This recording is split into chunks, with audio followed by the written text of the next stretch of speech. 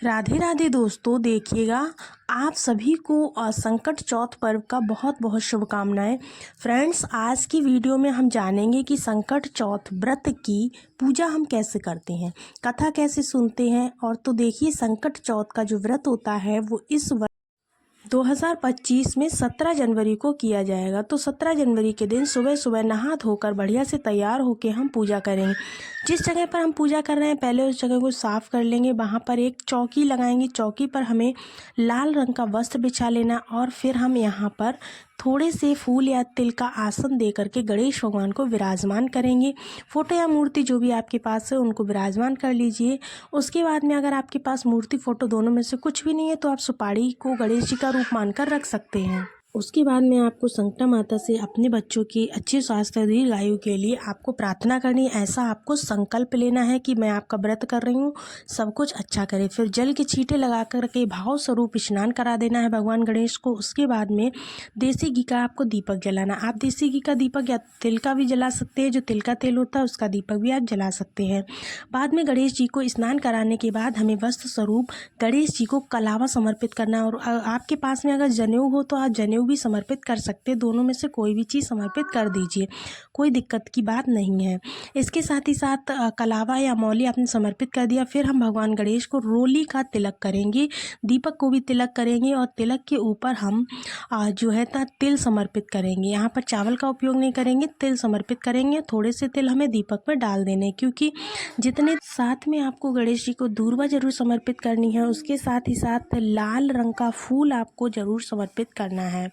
लाल ना मिले तो फूल आप पीला भी चढ़ा सकते, कोई दिक्कत की बात नहीं। इसके बाद हम जो तिलकुट समर्पित करते हैं यानी तिल समर्पित करते हैं, उस तिल को हमें भून करके कूट करके उसमें मिठाई मिला करके यानी मीठा मिला लें, थोड़ा सा घी मिला करके तिलकुटा बनाते हैं। और कुछ लोग तो सुबह पूजा करने से पहले तिलकुट बना लेते हैं और कुछ लोग पूजा करने के बाद तिलकुट बनाते हैं।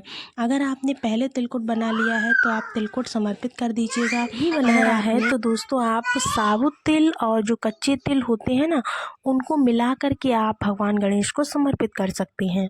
इसके बाद में हमने देखिए यहाँ पर आपको क्या करना है, तिल समर्पित कर देना है, फिर जल समर्पित कर देना है। उसके बाद में हमको दक्षिणा समर्पित करना है। फिर हमें चौथ माता के लिए साड़ी समर्पित करनी है। साड़ी के उसके ऊपर आपको कुछ सुहाग का सामान भी रख देना है। पहली बार संकट चौथ का व्रत कर रहे हैं फिर तो आपको साड़ी और थोड़ा बहुत श्रृंगार का सामान ज़रूर समर्पित करना चाहिए। लेकिन अगर आप बहुत सालों से व्रत कर रहे हैं तो फिर आपकी मर्जी, आप चाहे तो साड़ी रखिएगा, नहीं चाहे तो मत रखिएगा, कोई दिक्कत की बात नहीं है। उसके साथ ही साथ आप तिल समर्पित करेंगे। समर्पित करने के बाद हम कथा सुनेंगे। अपने हाथों में थोड़े से तिल लेंगे, फिर हम संकट चौथ माता की कथा सुनेंगे। संकट चौथ व्रत जो है, कथा सुनने का बहुत ज़्यादा महत्व होता है, तो कथा आप ज़रूर सुनिए। कथा का वीडियो आपको अदर चैनल पर मिल जाएगा, तो आप वहाँ से जा कर के देख सकते हैं। इसके बाद में आपको क्या करना है, कथा सुन लेते हैं। उसके बाद में हाथ जोड़ लेना है, जो तिल आपने लिए हैं वो गणेश जी को समर्पित कर लेना है और थोड़े से तिल जो है आपको दिए में डाल देने हैं। थोड़े से तिल आपको लोटे में भी डाल लेने हैं, जो जल का लोटा आपने रखा है। उसके बाद में दोस्तों हमने जो हाथ में तिल लिए थे, उन तिलों को कहानी सुनने के बाद में हमें 2 हिस्सों में बांट लेना है।